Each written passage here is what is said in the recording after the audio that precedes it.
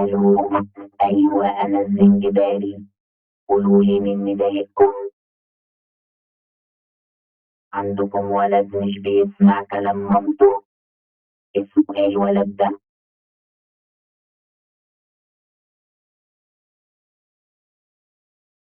اسمه طه. طيب تحبوا اجي اخده واربطه معايا في السرير بتاعي واعمل عليه التجارب بتاعتي، ولا هيسمع الكلام؟